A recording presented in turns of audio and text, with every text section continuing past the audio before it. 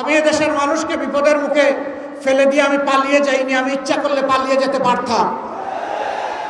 নিজেরা যারা গুপ্ত সুপ্ত হয়ে থেকেছেন তা সেই লোক যদি আমাকে গুপ্ত বলে, আপনাকে গুপ্ত বলে, আপনার কেমন লাগবে বলেন? বছরের পর বছর দেশবাসী কিছু মানুষের ছায়াও দেখে না। সেই মানুষ যদি আমাকে বলে আমি গুপ্ত না শুদ্ধ, আপনি বলতেই পারেন আমি গুপ্ত ছিলাম কারাগারে দফায় দফায়। আপনি যদি ওইটাকে গুপ্ত বলেন তাইলে আমি অবশ্যই গুপ্ত।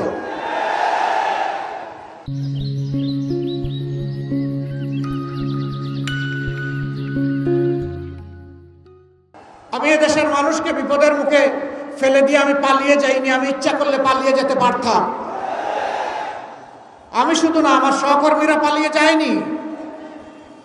নিশ্চিত মৃত্যু জেনে আমাদের সহকর্মীরা সাহস করে বাংলাদেশে ফিরে এসেছে। এই এলাকায় ইবনে সিনা হাসপাতাল আছে, ডায়াগনস্টিক সেন্টার আছে। এর প্রাণ পুরুষ ছিলেন মীর কাসেম আলী।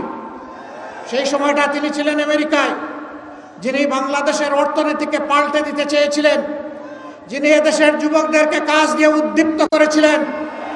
তাকে তার বন্ধুরা বলেছিল don't come back to Bangladesh. তিনি বলেছেন হোয়াই? তারা বলেছে তুমি আসলে, ভাই আপনি আসলে আপনার সিনিয়র নেতাদের যে অবস্থা হচ্ছে আপনারও তাই হবে।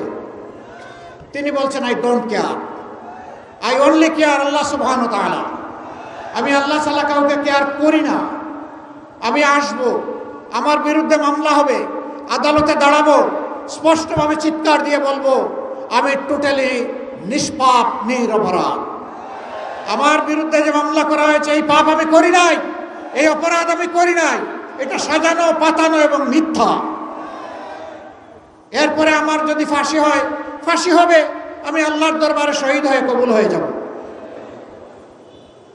প্রিয় এলাকাবাসী, তিনি যতদিন ছিলেন আপনাদের আপনজন ছিলেন। আমি জানি তিনি এলাকার মানুষকে বিশেষভাবে ভালোবাসতেন। এই জসিমউদ্দিন সরকার সাহেবও তার জীবনের একটা অংশ ইবনে সিনায় কাটিয়েছেন। এই ইবনে সিনা বাংলাদেশের স্বাস্থ্য ক্ষেত্রে পথ প্রদর্শক, রাস্তা দেখিয়েছে বাংলাদেশকে। বহু হাসপাতাল আছে মানুষ যায় না, আর এই হাসপাতাল আছে লোক ধারণের, মানে তিল ধারণের ঠাই নাই, ঠাই নাই। কেন? এখানে মানুষ এসে একটু মর্যাদা পায়, একটু ভালোবাসা পায়। বাংলাদেশ জামাতে ইসলামী যদি আল্লাহর মেহেরবানিতে দেশ সেবার সুযোগ পায় 11 দলকে সাথে নিয়ে, তেমনি একটি মানবিক বাংলাদেশ আমরা উপহার দেব ইনশাআল্লাহ। একটু আগে ডাকসুর বিপি এখানে কথা বলে গিয়েছে। আমাকে মাঝে মাঝে লোকেরা জিজ্ঞেস করে আপনারা দেশ চালালে দেশটা কেমন হবে? আমি বলি আল্লাহর মেহেরবানিতে 4 মাসের ডাকসু যেমন দেখতে পাচ্ছেন তার চেয়েও ভালো হবে ইনশাআল্লাহ। আমরা কথা দিব সেই কথা, যে কথা আমরা রাখতে পারবো।